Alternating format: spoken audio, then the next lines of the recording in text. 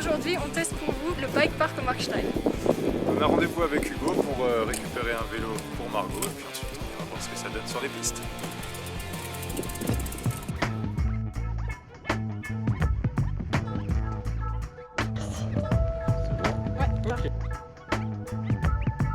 Le bike park du Markstein, on a essayé de s'axer essentiellement sur le côté plutôt enduro de la pratique.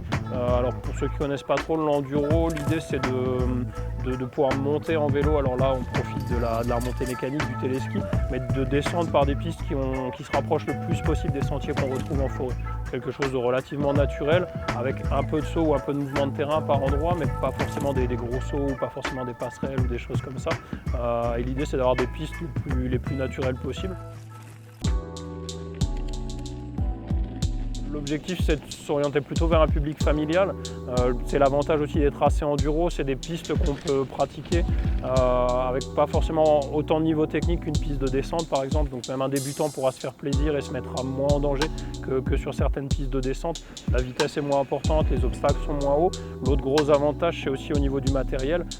Quelqu'un qui a un VTT on va dire de tous les jours, qui l'utilise pour aller à l'école ou au boulot, si son vélo est en bon état, il pourra venir pratiquer ici et se faire plaisir, ce qui ne sera pas forcément le cas sur un bike park de descente où il va plus subir le terrain, prendre des trous, avoir des réceptions un peu violentes, quoi.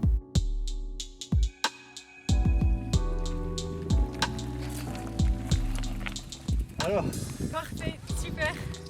on s'est bien éclaté, on a fait quand même pas mal de sport. C'est pas parce que c'est en descente qu'on pédale pas.